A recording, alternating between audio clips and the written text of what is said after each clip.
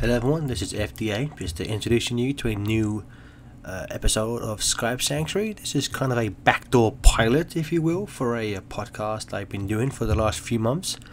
It's a IRL podcast, which is the best kind for me, the ones I enjoyed the most doing. It's for the comic book store, which I frequent, called Pack Rat Comics. You may remember them kind of being named during the Tracy Yardley charity stream, and it just features some of my friends like Jonathan, who's been on the who's a regular on Sonic Says, and some of us. I mean, normally just talk about comic books, movies, that type of stuff. We have about 10 episodes or so on iTunes. It comes up every week. It is the it's probably one of the only podcasts I've done which has been extremely regular, which is always a good thing. So if you enjoy this, please check it out. It's on the iTunes store under Pack Rat Comics Review, and there'll be a link to it in either the YouTube description or iTunes description, depending on which version you're currently listening to. Thanks a lot, and I hope you enjoy.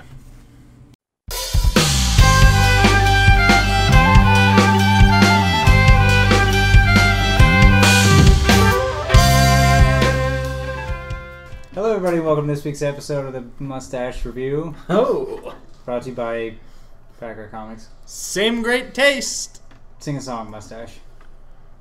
Well, I got a mustache and it's really great. Wow. Hey there, why don't we go on a date? Is that good enough? That's a song from the Naked Gun. What is that? That was the intro song. Very nice. That was the intro song. Oh. Why does everyone look to me? Because you start this thing, you're in charge of it. Okay, I fine. started You were it. like, You said, I'm gonna start the you show. don't start it. I'm going to Let's start explain to the listeners what you were thinking. it. I wasn't thinking Well, anything. first explain what we are referring to. Jonathan has his hair cut. It's shaved completely on the sides. Yeah. And He has a it's like- mohawk. he's kind of wearing it like I a know. gangster because it's kind of tilted to the side. It's not a mohawk per se. It's a You're getting side married mohawk. in a month. I am getting married. I told her that. I was like, I don't want He's got a haircut like Donkey Kong.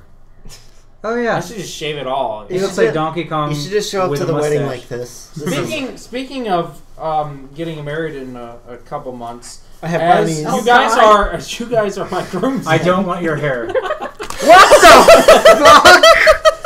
Instead of getting you flasks, What? divide my hair amongst yourselves. Oh, she said you're straight to back. You're like, Well, I'm that's my smoking head this hair. later. That's my head hair. This is my beard hair. Oh, I thought that was something else.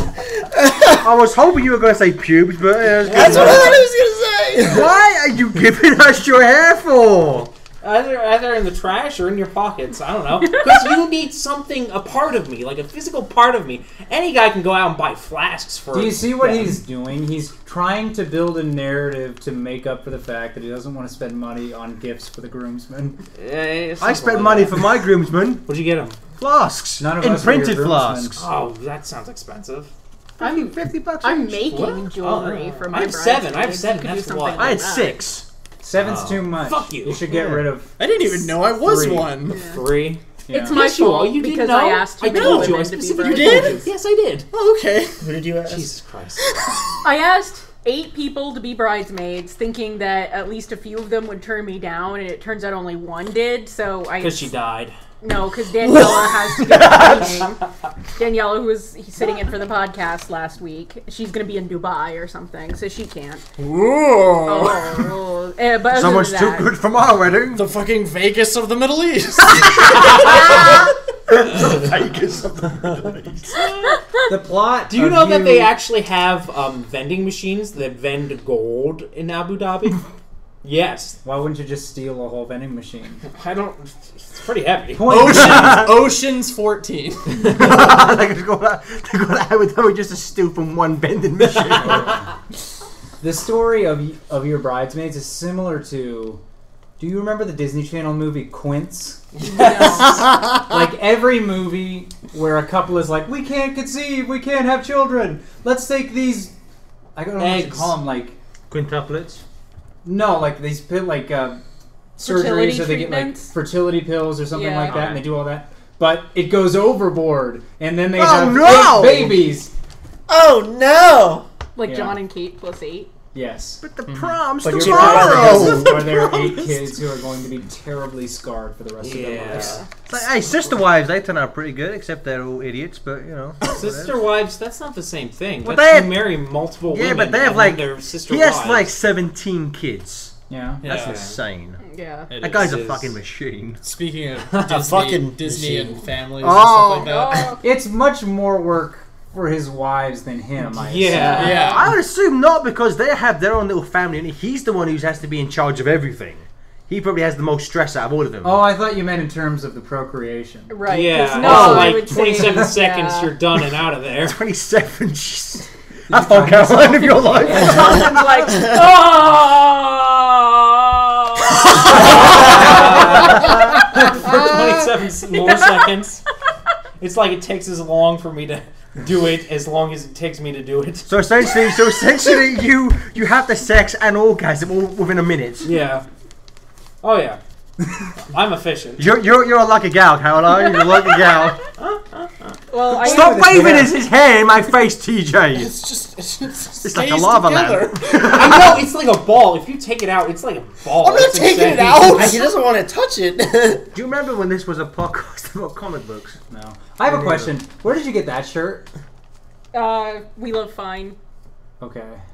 That doesn't work in a visual and an audio medium. I'm wearing a Star-Lord shirt, like from the upcoming Guardians of the Galaxy movie. Cassette Why do you tape, want it? Star-Lord mask, and spaceships. It's like, you know the guy... We Love Fine makes good Do you know the guy who sold his share of Apple? And now he's got to walk around all day, every day, seeing Apple products and seeing the Steve Jobs movie and all of this stuff happen. And he's like, man, How much is it sell for? used to be my thing. It used to be $30. mine.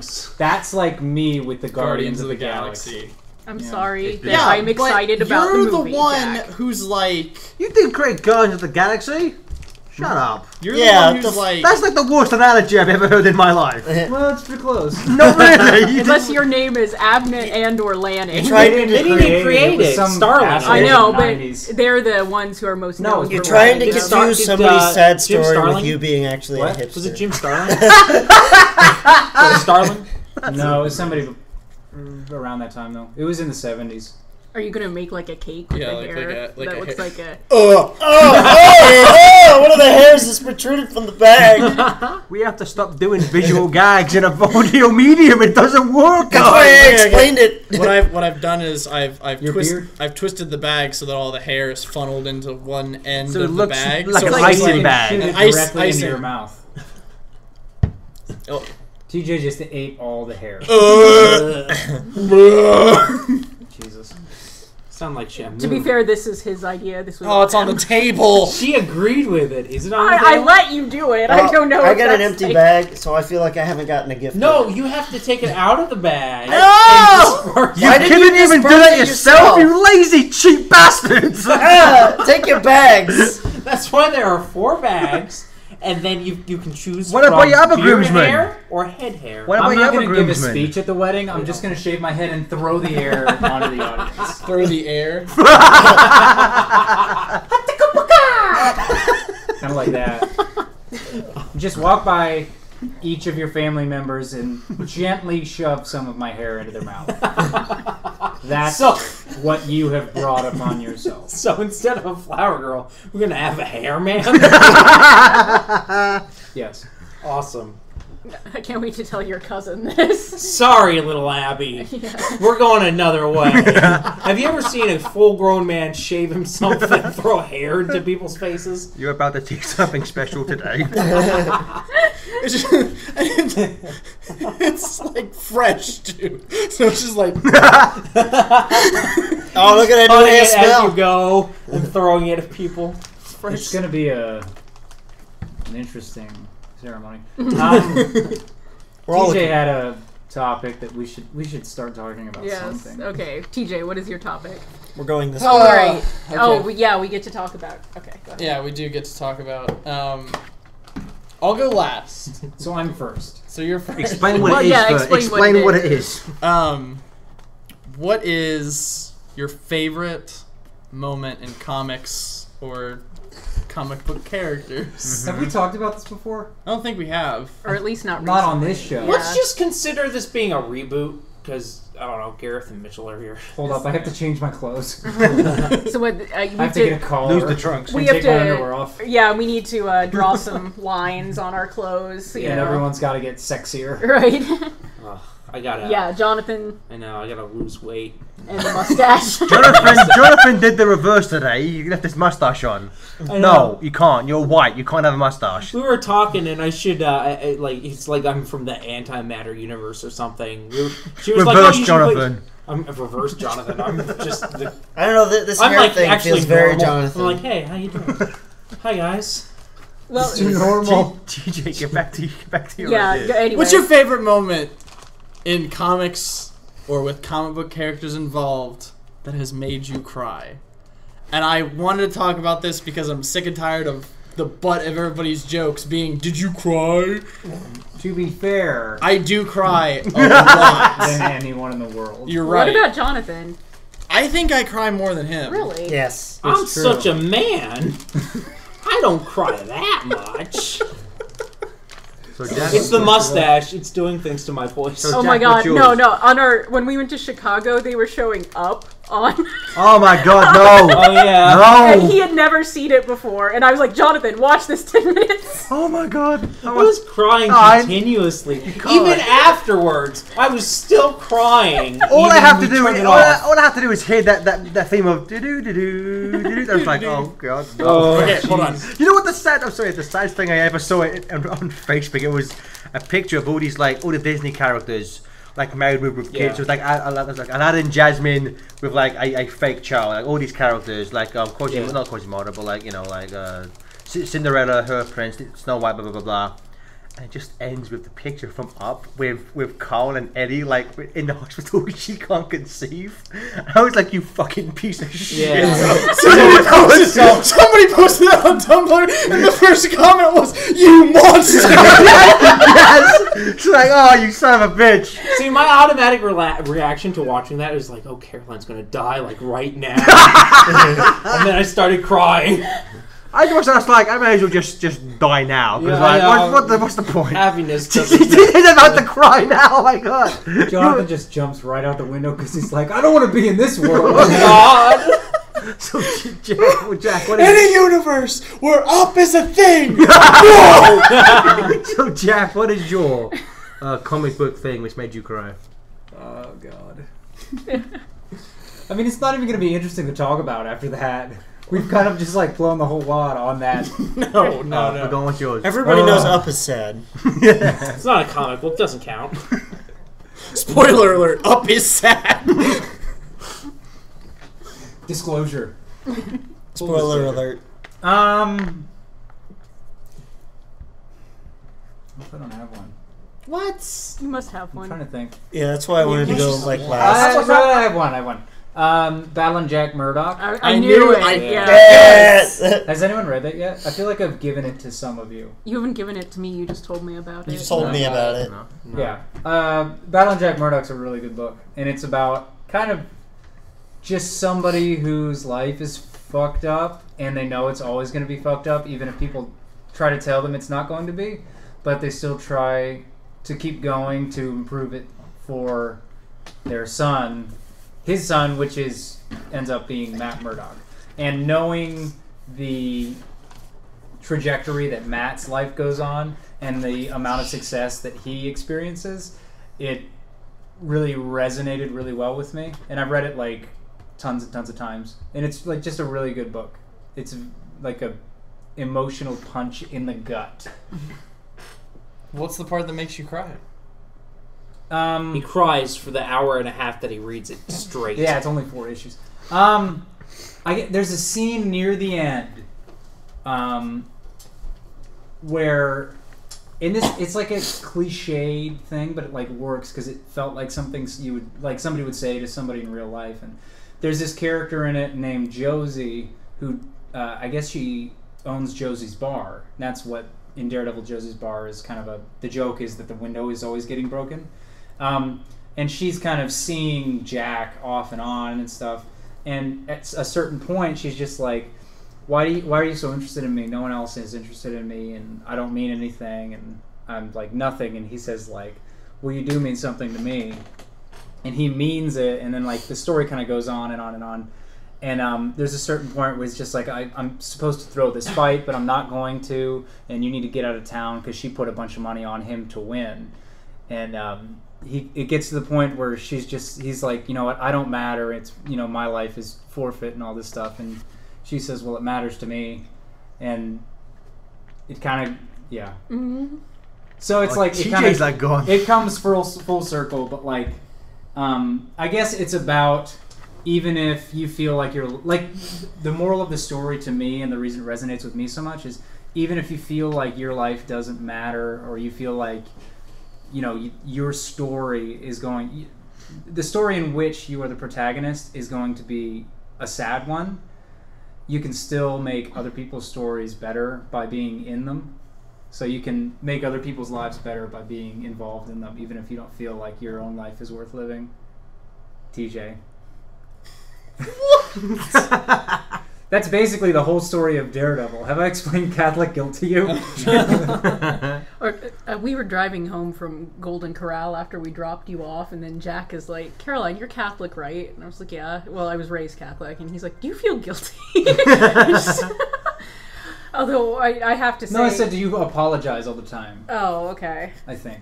I don't remember exactly. Maybe I said, do you feel guilty? Yeah. I don't remember either. We just had Golden Corral, so we were all kind of in a coma. Right, exactly. we didn't know what we were saying, basically. Food drunk. Yeah. Pretty much. We were Right. food drunk.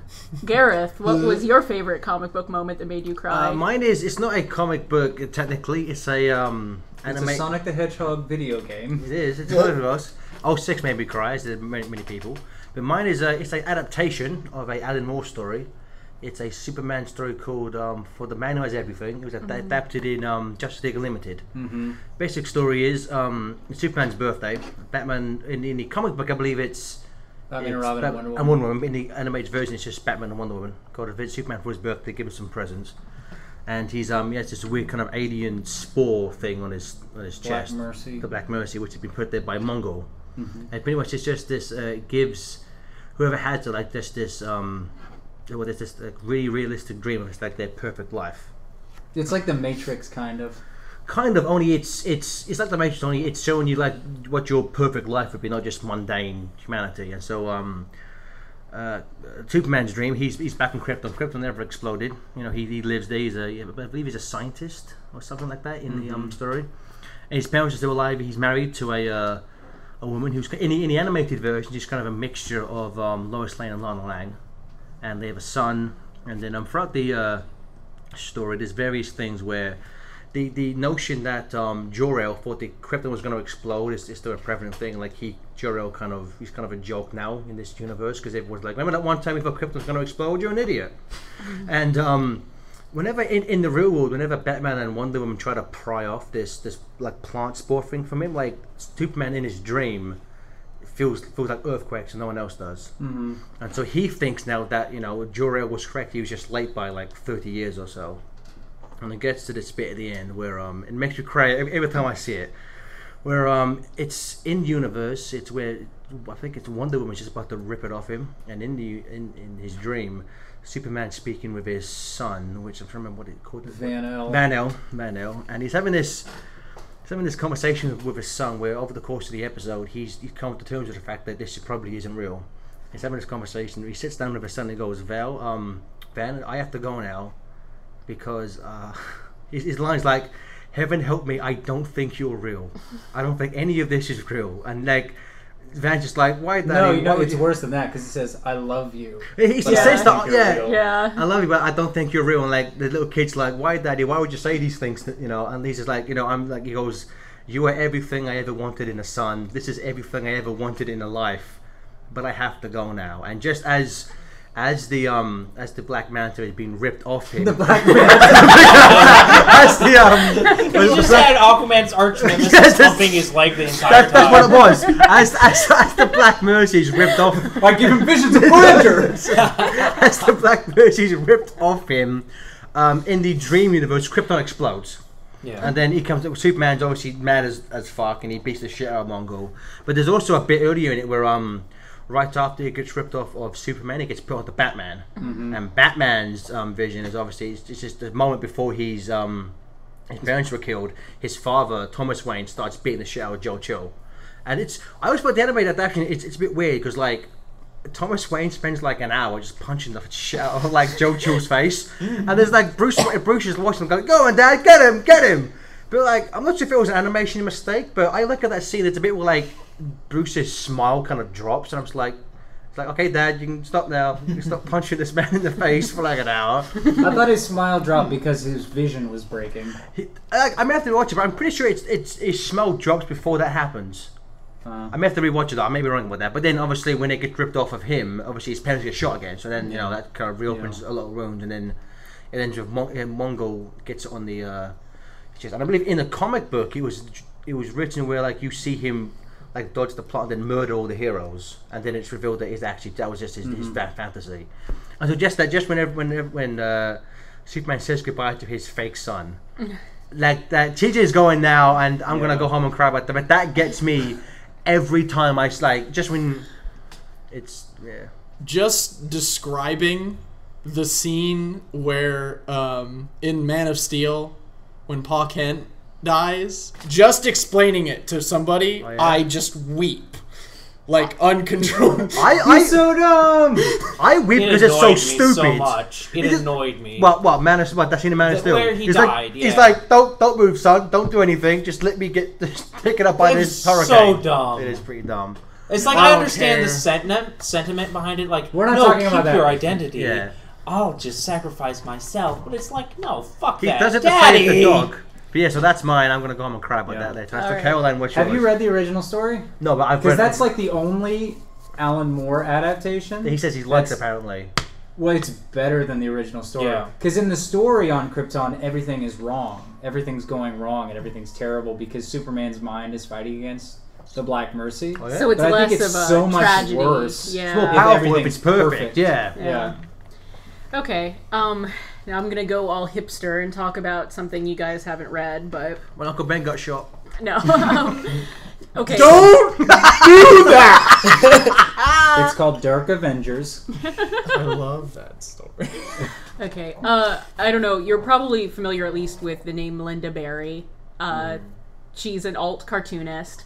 I don't think she's currently publishing. Well, no, she put out a book not too long ago, but for a long time she did a weekly strip that was in like alternative newspapers, which sort of had their heyday back in the 90s, and then now with the internet, people It's do called web. Dykes to Watch Out For. No, that is someone That's the different. other one. Yeah, Oh. that's someone different. The other woman that writes comics. Okay, but Only What's two. her name?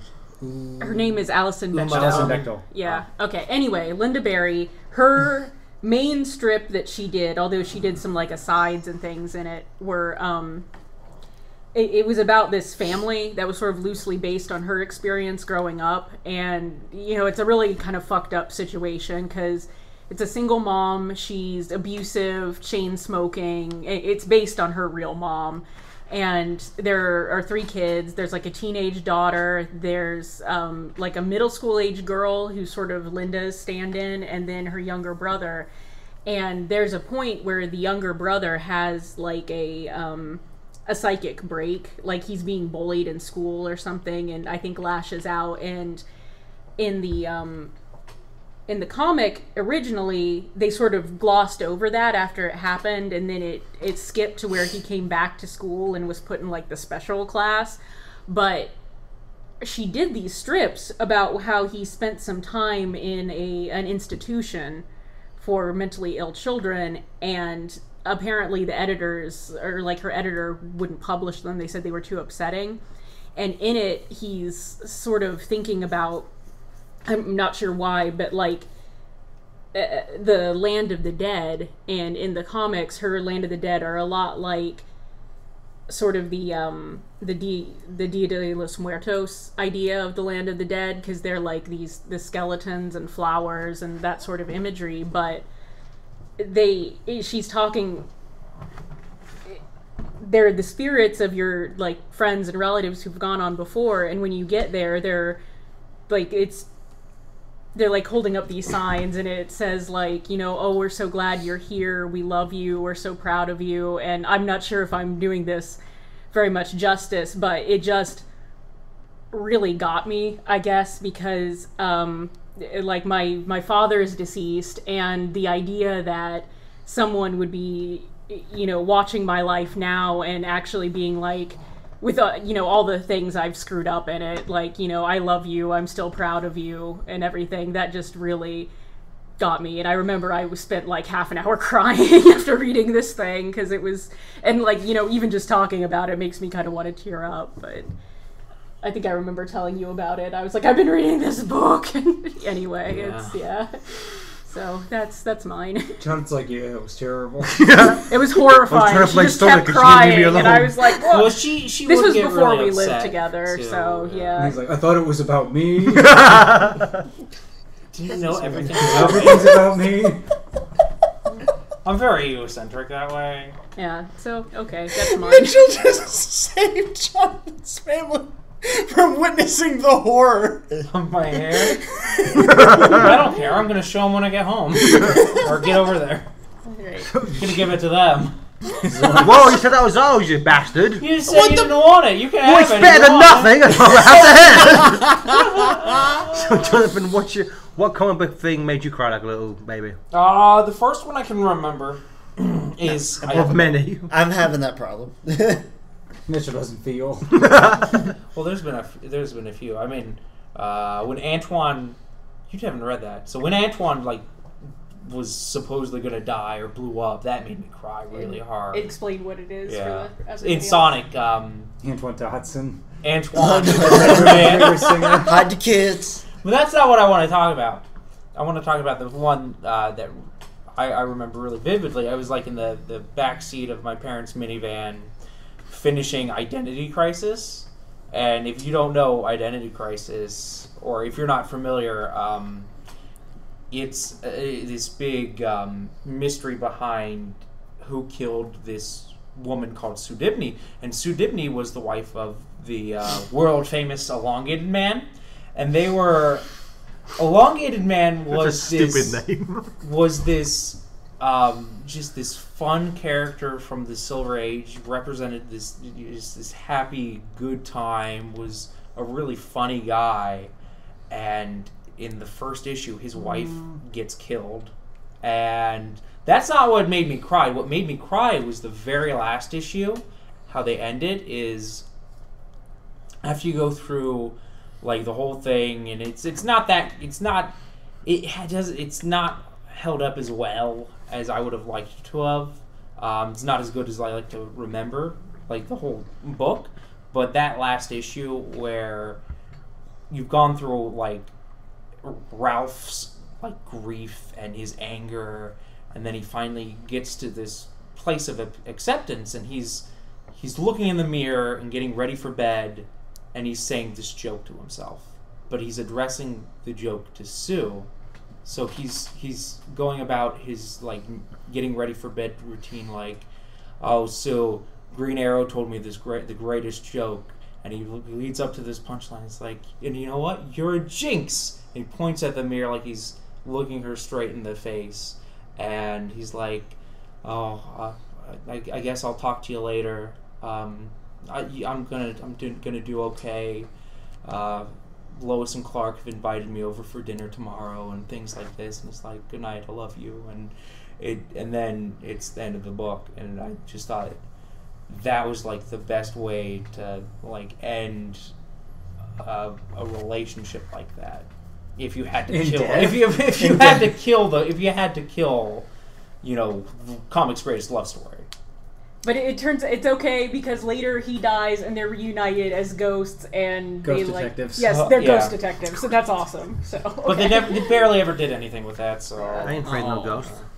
I would have preferred if they wouldn't have ever done anything with that. No I more think visual. No more I think visual it gags. should have just been like, okay, they're ghost detectives and going off and being happy together, and we're not going to put them in a shitty Teen Titans comic or whatever they did later. yeah, But, where they're like yeah. they like possess these people and make out. It was weird. Yeah, but Like, ignore I don't that, think they would have ignore done that. that. Sounds hot. Right. Yeah. Okay, I've Mitchell. got Happy right now.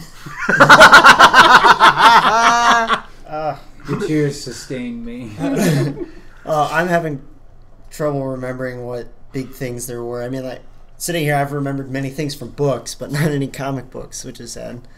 But one that I can remember recently that kind of got me was the otherwise not the best book out there, but the end I thought was really good was Flashpoint, where Barry gets a letter from Thomas Wayne in the alternate universe to his son. Oh god, TJ's already going. And Who's Thomas Wayne's son? Batman, Bruce Wayne. Oh. It's like, Batman. And It just says he's you're sitting fuck there, up. and I feel like it was very well paced in the comics, and it wasn't as well paced in the adaptation. But that was a scene that I thought was pretty good. I will have to say that was the best part of Flashpoint. Yeah, that's like yeah. everything else was just kind of. What about Deathstroke as a pirate? Okay, that was pretty cool. Yeah, Deathstroke as a pirate. And he had a ship full of supervillains, and then who did they fight? The Atlantis. Atlanteans at the end. Yeah. Well, the Atlanteans killed them, but they ran into another pirate Yeah. ship full of Oh, it supervillain was Warlord. pirates. It was Yeah, Warlord. Warlord Yeah. ship. That was crazy. Well, That's yeah, all. That's good. I like that. Yeah. I liked it in the animated version. Like it doesn't. Don't get a lot of time, but you get to hear. Yeah. Like I like the fact that it was Kevin Conroy's Oh my Batman. god! Yeah, I the mean- cast of the animated movie was incredible. Yeah. That was insane. I like that cast. I literally don't know anybody who's in that movie. Ron Perlman. Kevin Conroy Who was is he? Batman. He was Deathstroke. Deathstroke. Well, there wasn't enough of Is them. that the one then, where like I came home and Jonathan and Jack had both fallen asleep watching that movie? Yeah, that's the one. And then He's really bad. Steve Bloom Yeah. was No. Lex Get Luthor. out. I bet he sounded just like Wolverine. Get out. He did. Lex Luthor's barely in it though. He's got Yeah. two voices: Wolverine Wolverine and and Spike Spiegel. racist black person. I know his Starscream voice is pretty unique compared to some of his other stuff. Doesn't really sound like Wolverine. or He some of also his other played Roadblock stuff. Roadblock. from G.I. Joe, Yeah. who is black. Yeah. Yikes. Oh, I like that. But Yeah, but I also like the kind of like the idea of, I mean, like he has to basically go back and make sure his mom dies to reset the continuity, and it's pretty sad too. Although I do like later where he still has memories of his mom, Yeah. even though they didn't really happen. yeah. And Batman's like, think of it as a gift. And then he's, by the way, How here's the hell another did gift. he do that to him? It's like, I have some sort of Batman powers. You can remember your mom being alive. Batman didn't The do Batman that didn't to do it. him. That's just like it some just happened. cock up. Well, that's you were saying it like Batman gave No. him the gift of Which memory. Batman? No, We're talking I said about. Batman it's a should sentimental Batman line. said, think of it as a gift to Barry when Barry was telling him about it. Not Batman gave it to him. So you thought Bruce Wayne was like magical memory powers? I was like, did we read the same thing? It's just like who wrote that? I can't remember. John. Jeff Jones. John's. He's just He like writes everything, He's so. penning it out, and he's just like In crayon. It's Batman had magic memory powers. Batman Yay. remembers mummy. The end. with the smiley I'm the face. best writer ever. It's in multiple different the colors. whole rest All of the the, E's are backwards when he writes it. the whole rest of the script is made in Microsoft Word, but then the last paragraph is the crayon. Like, Jeff, we need a new ending. Oh shit, give me that crayon. Gives him magic memory powers. He breaks the red crayon in the middle of writing it, so he like pulls out the green. After having a fit after Good old drinking the red Greenie. one, though. What red? He's just like, I'm not relevant anymore. I like that. I would say I haven't read the Flashpoint book. I've only seen the movie. So like, I like Flashpoint, but you guys probably who have read the book are a bit more like. It's kind of a about it. mess. The book is a mess, too. Is it as well? Yeah, it is. One thing I didn't like about the book, and I mean, I in the audio commentary for it, because I think they have Jeff Jones on that commentary. What? For it. The audio commentary for the book? On the Well, movie. for the Flashpoint movie. Oh. I think they have Jeff Jones on that, and they get to the point where. Like, I like the idea that Thomas Wayne becomes like a Batman, like a more Yeah. violent, drunken version, but Martha Wayne becoming the Joker, I was just like, what? And in the commentary, they treat it like it's amazing. It's like not really, kind of stupid. It doesn't really make any sense. Well, That miniseries was good, though. Right, that Yeah. was probably Yeah. one of the better miniseries because didn't Brian they do- Azzarello wrote didn't it. They do a bunch of spin-offs of like those characters in those. Yeah. little- Yeah, some of them were was a terrible, some were 3-issue. okay. Surprisingly, and some of, a fair one of the amount good of them are ones. really good. Like Yeah. Frankenstein, Frankenstein. Deathstroke. Frankenstein? Yeah, Batman. they made a series Batman. after it and it sucked. But yeah, it's really the funny. It's like you miniseries had was really good. gold. You had like a golden 3 issues, and then you rebooted it for the New 52, where you And could it have was just terrible. actually continued that story because it didn't really tie into anything else, Yeah. and you But made they it put Hit really Girl dumb. in it, It was the Hit exact Girl's in it? same team as well. pretty much. Oh, okay. There's this character named Father Time, and Father Time has different bodies, and one of them's a little girl that looks like Hit Girl for some Okay, that's reason. fine. It's dumb. I thought of another comic book one, and this one's just like confounds me because I don't know why it made me emotional. But it was in an issue of Thor from the '60s, and Jane just walked like. I don't remember if Donald Blake like just got back from being Thor, or if he's just busy, or if whatever. But like she's just like and they're just kind of starting to date or whatever. And she's like, Dr. Blake, your next patient will be ready, and blah blah blah blah blah. And he's like, oh okay, thank you, Nurse Foster. And then the next panel is she's just like walked up to him and she's like cradling his face, and she goes, "Are you okay, Don?" Aw. And I don't know why, but it made me really emotional. Like, I don't know if it reminded me of when I was a kid or if it was just like I love how simple things are in this world, but it made me really emotional. And I don't know why. Did you read the issue of the newer Thor series where? Where Jane has cancer. Yeah, that like I that was the only issue I had read of that, besides the random ones we reviewed. But like I was crying at the end of that. Where it's like, oh, I need to do something, and it's like, oh, It's pretty. Jane actually moved to Asgard in the most recent issue because in a New Asgardia they have a Parliament of the 9 Worlds where they have representatives from each of the realms, and she becomes the representative from Midgard. And I don't know, it's pretty cool. And she's like, Thor, I told you, I don't want any magical help. And he's like, no, it's I'm not trying to get you to be healed. He has like a Asgardian tricorder, and he's like, what did he call her boyfriend? Like Dawn. No, it wasn't Dawn. It Sir. was like, Steve, the salesman of insurance, or Yeah, something it's- like that. I don't remember. Speaking, there's one scene. It didn't make me cry, but one that got me emotional was scene in Captain America 2 where he goes to visit Peggy. Oh my Oh, god! yeah. I Cheers cried. out. So I was That was sad. like, Yeah. there was that, and me and Chidi talked about this. Just the end of it is what makes you cry. But, like, it's like it's Steve, you cool. came back. Yeah. the thing. It's that just, was, oh Christ! And then yeah. no, again, the worst part is his reaction to it, because like you can see that he's devastated. Yeah. But He he has to doesn't act. He doesn't lose a beat because he's like, I'm Captain America. I have to be on top of this. I'd say Not that. literally on top Yeah. of this, because that would be inappropriate because she's old. Oh But- God, Jack, why? Yeah, and I have to say the only scene, the best scene in Amazing Spider-Man 2, Aunt May's "You're My Boy" scene. Yeah. Oh, I Both of cried. those were like, So I that was a really just good like, scene. man, I'm close to it. Like I think I may have done it the second time seeing Amazing Spider-Man 2. Like I know this is coming, but god damn, this is a good Are scene. you going to even be able to talk, TJ? No, Oh my you know god, what? TJ, you okay? I pulled out I knew saying the Aunt May scene would get him going. You know the better scene for someone who's been reading superhero comics for their whole life is the scene at the very end with the kid. Yeah, Kid? that's Yeah. No,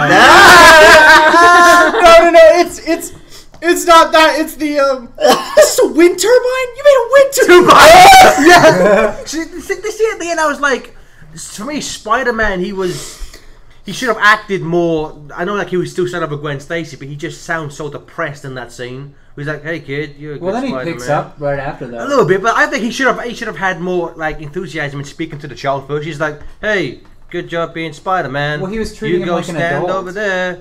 That, to me, the reason that scene works is because, like, it's about like it's total validation of like believing in this, because it's like this kid believes in Spider-Man and he loves Spider-Man, and that gives him strength.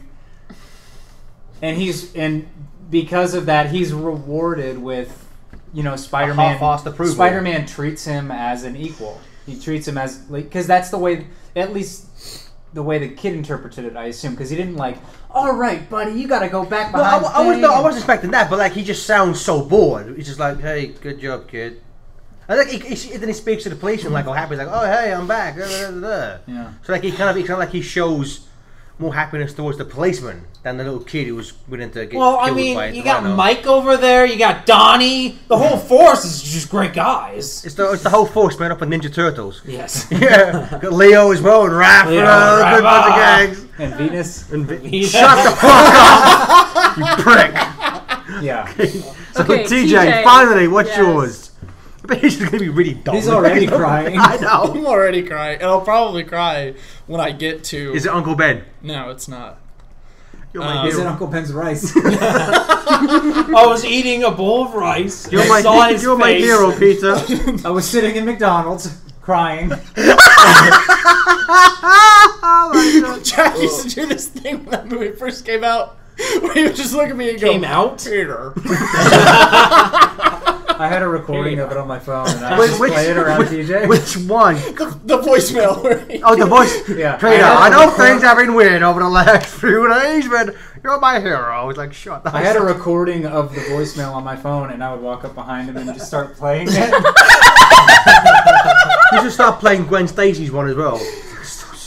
that yeah. That Oh, was, the freaking garage. And he's just like, That's like- meow, meow, meow, meow, meow, meow, meow, meow, meow, same literary dice from the first one. Meow, meow, meow, meow. That was terrible. Terrible. I'm gonna die. Yeah, where I I love how see. you in a guys matter of hate months. that movie so much. I'm frustrated because in parts it's so good, and then everything with Spider-Man's awesome. Everything else makes me want to kill myself. But TJ, what made Mostly you cry? with Jamie Foxx. Pretty much, he's terrible in that. First thing that comes to mind, there's 2 parts in One Piece that make me cry. One Piece. I can. The anime sucks. It's okay. I'm joking. The most unimpassioned. It's okay. It's okay. To anyone. There's Like you will defend Spider-Man he's to been the death, but One Piece you're like, and you wear on the shirt, he's like, whatever. He's yeah. been emotionally Well, 'cause devastated by our I've been round. collecting the books. Like, the books are my thing. So, like, if you say anything about the books, It's even worse than the anime. He's crying again. He's crying. Yeah, but this is anger more than Anger. sadness. TJ, you're my hero. So come on home. okay. The first part. What the fuck in the end of Thriller? What was that? Oh, wait. Someone close the door. Oh, jeez, Luigi. So, so they get to this island called Jaya. Who? Anybody who doesn't know One Piece, it's about a group of So pirates. all and- of us. It's about a group of pirates. Guy, the and elongated their man. group of pirates, and their leader, his dream is to become the king of the pirates because there's this fabled treasure called the One This Piece. sounds a lot like that Deathstroke book. Let him speak. So they get to this. Basically, the whole idea of the story is they're going from island to island, eventually hoping to get to the One Piece and growing stronger as they go. So they get to this island called Jaya, and they're using a system where the way that they get to the next island is once their compass, in a way, gets set to the island that they're on, it points them in the direction to the next island. Well, the compass starts pointing up, and they don't know why. So they meet up with this guy whose ancestor found the City of Gold, and he went back to his kingdom to bring his king and all of his people to see the City of Gold. But while he was gone, the City of Gold was shot up by a giant jet stream into the sky. So when they came back, it was just all gone. So forever, his lineage was known as liars, because it was this great big, I found the City of Gold, and then they get there and it's gone. So because they think that it sank, his ancestors to this day have been diving into the sea and have died trying to find the City of Gold because they believe that it sank. But there's very few people that believe that there's a city in the sky. So they end up getting shot up by the jet stream, and they find out that there is an island in the sky, and they find out that the City of Gold is there. But one of the major pieces of the city was there was a giant bell that they rang to signal the gods. So there's this part where the villain attaches the protagonist's arm to this giant golden ball, and he can stretch. So he stretches, and he's also like really strong. So he's carrying around this giant, like, I don't even know how to describe it. It's this huge ball of solid gold that his arm is just stuck in, and he's been carrying it around for the last third of the whole arc. And he's like, the last punch that he uses to defeat the villain, he has no intention, like, the punch is like only to defeat the villain isn't even like the first thought in his mind. He's shooting the fist that has the golden ball towards the bell that he found, because he wants to tell the guy that his family was right, because he knows he knows that everybody will hear the bell. It's okay, buddy. It's okay. So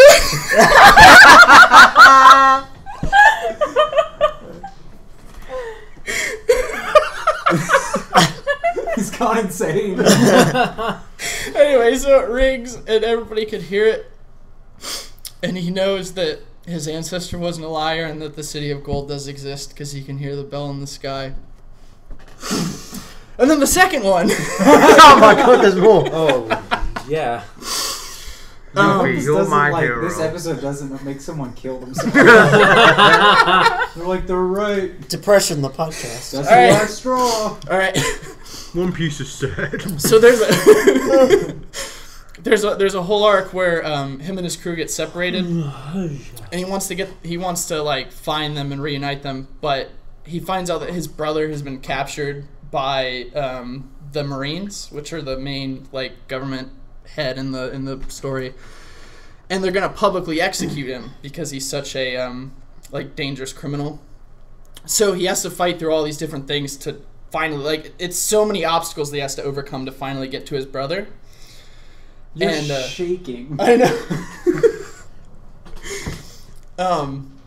So then you find out that his brother isn't actually his brother, but he's the son of the guy that started the whole era of pirates, Gold Roger, the guy that the guy that created the One Piece, which caused all these people to have this idea that they can be the king of the pirates and cause the whole great era of pirates. So it goes into this thing where they talk about how like hated his brother was because of like they knew who he was the son of. So all these people his entire life just hated him because he was the son of the king of the pirates. It's a kind of question. So how did, if everyone else knew, how come the main character didn't know? Because they're not really brothers. No, but how They're did, like blood brothers. okay. And that's when you find out, because you know who the main character's dad is. So you just think that when he says that this is my brother, you think that they're actual brothers. Oh, so it's more. Okay, I got you. Yeah. So then when you find out who his real dad is, they're like, oh, we're brothers, not like actual brothers. So he saves him, and like that's like the peak moment. He saves him, and they're about to like leave, and one of the villains whose power is he can turn into magma. He punches his brother through the chest. Shit. So like he's like in his arms. He's just like, I saved you, and then it's just, boof, Oh. and it's just like right, like it's like, it's a 2-page spread where it's just like the fist is inside of He's him. been and fisted. He's been fisted, yes, Through the chest. through the chest, and he's just like he's and Luffy falls to the ground he's like no, but he can't say anything, like he's literally just in shock, and he just embraces his brother, and he goes, "Thank you for loving me." Aww. Oh.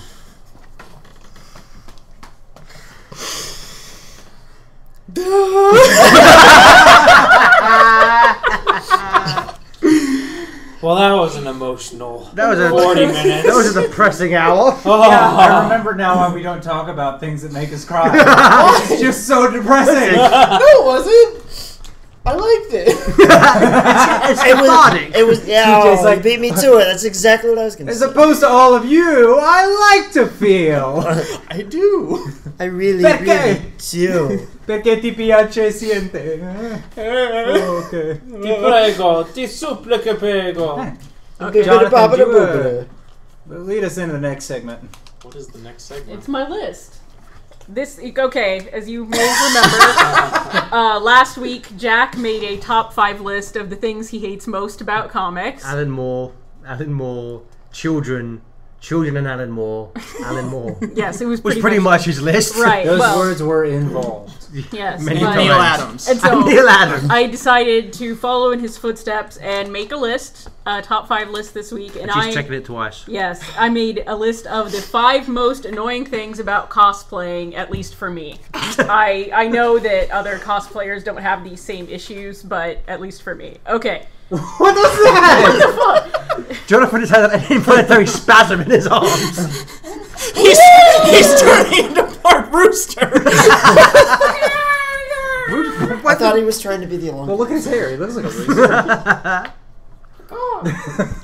Oh, and now he's pecking the table. All right. Right. If I had a beak, that would have made a great sound for the audio recording. If you had a beak, I'd be like, what the fuck? What do you have a beak for? that happened.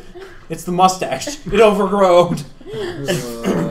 Okay. Number 5 is I have a pretty severe sewing handicap as compared to a lot of cosplayers. Oh, Why my she's God, I marrying just me. realized it. What? I'm so sorry. What? What your handicap is? I'm completely Wait, lost. Okay, so I... Caroline has no arms. It's very hard for her to solve. And TJ just realized it. As I've far, known you for 6 years. I just realized Is you this have going no to be just arms. a list of things that you're like, other people can do this and I can't? some of it, yes. Okay. But anyway, yes, sewing. I can do very small sewing projects like sewing on buttons or, small repairs, but I've never learned how to, construct a garment out of whole cloth or use a sewing machine. And, Not that hard. Absolute bastard. You son of a You bitch. feel like I can't do like whatever. You got a bob and you got a needle. You got a. It is kind of difficult to put it through the machine the right way. yeah. Marriage counselor. Shit. Anyway, and it's especially odd considering all the other things I can do. Like I can knit, I cross stitch, I crochet, I can quilt, which is a form of Quilt like a sewing. motherfucker. Right. But now you just showed off, Caroline. Do you think crazy quilt's crazy? Wait till you see me. It should be a quilt superhero. I'm genocide quilt. But yeah. Something to bring up with the marriage counselor. So a lot of times my costumes consist of pieces that I'm able to buy and alter to my satisfaction. And Jonathan has helped me out since he actually does know how to use a sewing machine. He made a cape from my Mary Marvel costume that I actually just wore in the Hilliard 4th of July parade this past week. And his grandmother has helped me too with the sewing. So that's something I need to do. But She said it's a matter of fact, which I wore in the 4th of July. look at pictures on Facebook. But yeah, and so it's like I end up MacGyvering these things to make it look like I've sewed this costume. Could be the best episode of MacGyver ever. He's Cosplay trapped in MacGyver. a MacGyver. His is a cape, here's some buttons, and a needle. Make me a cosplay costume, alright, I'm fucking on The that. downside, at the end of the night, it explodes. Yeah. But a lot of my costumes end up a lot more pinned and glued and together rather than sewn, which is something I need to work on. But okay. 4. When you're dressed up as a character, people expect you to act in character while you're dressed up, and I am really bad about that, especially characters who are sort of very different from me. Like wearing a Mary Marvel costume, I would say that Mary Marvel, not too much of a stretch from my normal personality, but Loki, people were expecting me to be really sarcastic and clever and mischievous, I guess. And the reason I like dressing up as Loki is the character is pretty antithetical to my personality, and that's why I like it, because I wish I was that much of a badass. But then people, when they're like expecting you to be like that character, that I just get kind of freaked out and get cold feet. You're I'm dressed just like Superman. Why aren't you flying? I'm sorry, man. Yeah. My point. Where's would your be heat vision? That unless you're entertaining children, it's really annoying if you do that. Yeah. I don't know, because like that guy who was dressed up as the Joker at Free Comic Book Day, it was kind of like With the twirly bow tie. his costume was really cool, but it's like it starts to grate on your nerves after a while if they're like staying in character the entire Did you time. see when him and Nebby got into a laughing competition? No, I missed that. Jeebus. What? It happened. Oh, jeez. They just started laughing at each other's face. I'm glad I live in a world where that happens. Yeah, and part of this is like I really like dressing up in costumes, but I'm also kind of an insecure person, and this ties into number 3. Is I have a lot of insecurity, especially related to my appearance. Like when you're dressing up as a comic book character, pretty much no one in the real world really looks like superheroes are Except drawn. Ryan Reynolds. Yes, except Ryan Reynolds, or Chris Evans or somebody. So apart from everyone who plays him in movies, Right, looks like but him. unless you're like a professional actor who Jack has Human. like I got paid once in tickets for you guys. Does that make me a professional actor? No. What? Tickets for what? For a play. Yeah. Anyway, but yeah. So I'm like, I plan out these costumes. I get really excited about it, and then I'm like, why am I doing this? I'm too fat for this costume. I'm not tall enough for this costume. I'm not pretty enough to pull off this character. And I think this is something probably a lot of people, especially women, go through. But I get really freaked out then that it's like, oh, people are going to hate me. Like, why are you dressing up as Loki if you're not tall and thin, being a short, stumpy woman. So TJ, you like you got Stumpy, something what? to say? It hurts when people call you fat, doesn't it? I love you.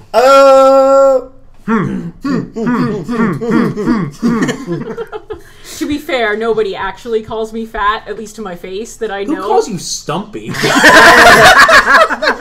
I think I need to start beating people up if they call you stumpy. It's because she doesn't have arms. It's Oh, you know what? I keep So completely disappointed. forget about that. The whole armlessness. Yeah, anyway, I mean, okay. You should dress up like Groot, and then they would call you Stumpy. That was an old timey one line. Now I'm gonna play some trumpet. Yes. For instance, one of the cosplays I did a few years ago was Josie from Josie and the Pussycats. Yes, I'm going to get to that, TJ. Don't worry.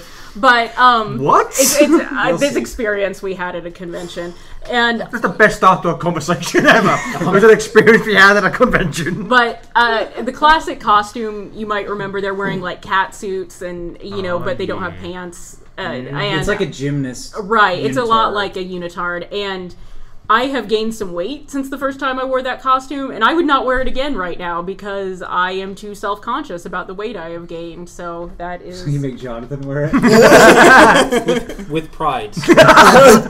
I got a happy right now. You always have a half. It's all I'm capable of. I'm getting to that. Okay, You're actually, my hero. and number two is Wait, did we depending- even finish that? Yes, number 2. I thought we were going to do the whole... Yeah, number the two. story. Just Yeah. Number 2 is that! Jesus Christ! Let me get to it! Oh my gosh. I have never... You two are perfect for each other. Random spurts of random outrage. Something to bring up with marriage. I told TJ, I'm getting to it. It's part of the next.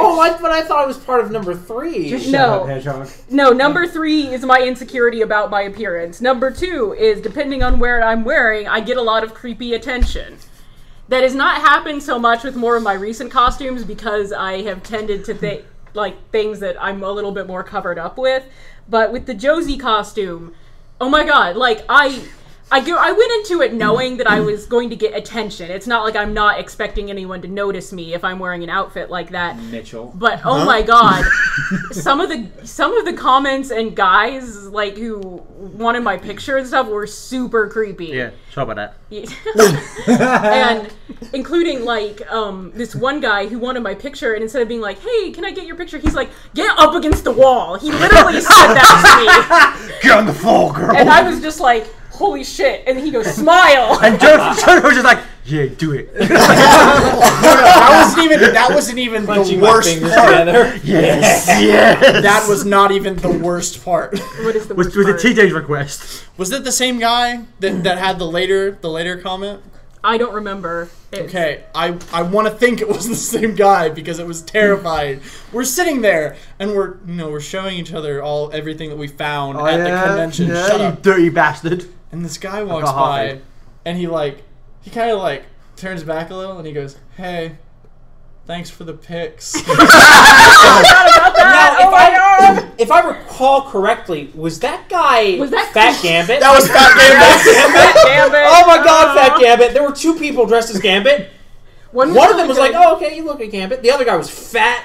I love how Caroline's last point was feeling insecure about costumes. I was like, look at that fat bastard playing Gambit. You can't be Gambit, you're fat. Get out of here. Hey, we call him Fat Gambit because of the thanks for the pics. Call him got a creepy. fat personality. Call him what? You are right. His personality is fat as fuck. It's dripping with fat and grease. If somebody acts creepy or nasty in public, you're just like, you're a lard ass of a personality. Yeah, so I mean, I'm not saying that I don't. Careful getting on the elevator with that personality. Right. I'm not saying that you should never tell a cosplayer that you like their costume or but don't be a pervert and creepy about it. Get up against the wall.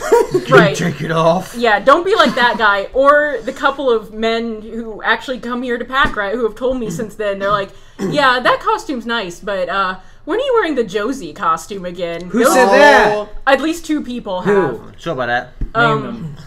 I'm not going to name them on the Yeah, no. podcast. Joel Name Jackson. Not- Jackson. not- Alan Moore, you bastard. Neil Adams.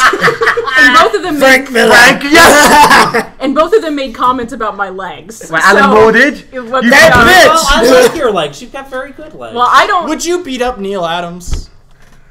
what do you do? I like how it's not just a yes. I like the 20-second pause, like, would I don't know, what did he do? Well, I mean, you didn't say that he was being like, catcalling He Caroline. was catcalling Caroline. Okay, then I'd fuck him up. But Wait. you just said, would you beat up Neil Adams? I wouldn't just attack the guy. Neil Adams said he could beat Tom Hardy in a fight. Well, for that I'd beat him up. What, legit, he said that? Yeah. He said he could beat Bane in a fist That's fight. adorable, he thinks that. That's adorable. He realizes that he was challenged to an actual UFC fight by a UFC fighter. What Neil Adams was? No, Tom Bane Hardy was, was, yeah? and he was like, "Yeah, I'll do it." Did he? No, he had a kid, so he's like, "Well, I probably shouldn't do it." All right, but continuing on with this point, also the whole up against the wall thing, it was funny against the when wall, people were up against making the wall. fun of it. After it happened, it actually made me feel a little bit better about it. But once in a while, someone, Jonathan's dad, brings it up now, and it's like, don't remind me about this uncomfortable point in my life anymore, please. Remember that time you were objectified? Yeah, Let's talk about that again. it's a little, especially coming from my father-in-law. I thought you were going to say something like, remember that time you were wearing a Josie costume? Nice job, son. You know who else? I thought she was gonna go for, and every once in a while, Jonathan's dad goes up against the wall. Like, what? Jesus! What family am I married into? You never said who the two customers were. I'll She's not tell gonna you name after him. the podcast. Oh, but Do it's you know fine to their name. name? I It's don't know fine to if name people his say dad on the podcast, but not these other two that's people fine. you don't Yeah, know. my dad. Okay. Anyway, number one Dun-dun-dun. is no matter how awesome your costume is, how great you think you look, how much other people like it, as soon as you get on Tumblr or other cosplaying sites, there is someone who is going to be thinner, prettier, taller, and somehow a sewing savant on there who makes you look like crap. It's true. And Gail Simone and all these people will be blogging their pictures look how amazing this costume is, and you're just like, I give up, I'm terrible, I'll never amount to anything. That's true of everything, though. Homer Simpson said it best: no matter how good you are, there's someone younger, fitter, and better than you. So just don't try. Yeah. I mean, And that's how I live my life. I made that a Captain America pie. I went on Tumblr and someone made 5 better than mine. Yeah, well. Not really. Well- Fuck Tumblr. That's the whole point of this podcast. Superman made me cry. Fuck Tumblr at the end.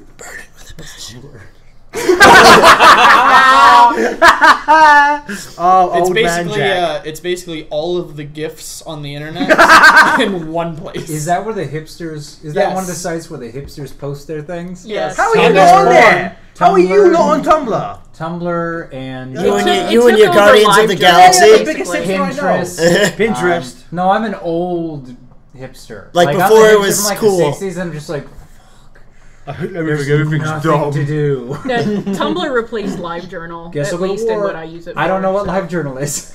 It's the old... What did LiveJournal replace?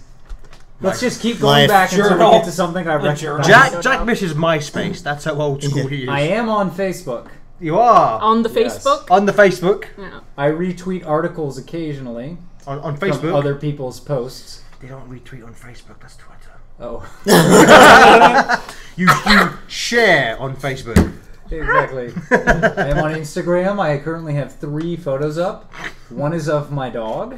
Hey, one is of my dog too. I have like 4. One is of my little brother, and one is a drawing I did.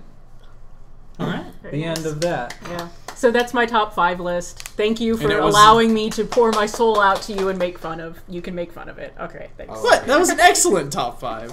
Thank you. We'll pin it up there, right against the wall.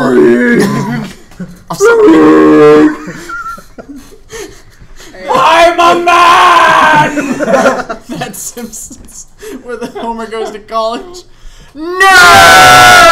Oh, that's not very nice, Marge. There's 2 kinds of college guys, jocks and nerd. As a jock, it is my responsibility to give nerds a hard time. Hey, buddy, get loaded, nerd. Excuse me. That's actually from Revenge of the Nerds. Yeah, with David Carradine's brother. That's Simpsons.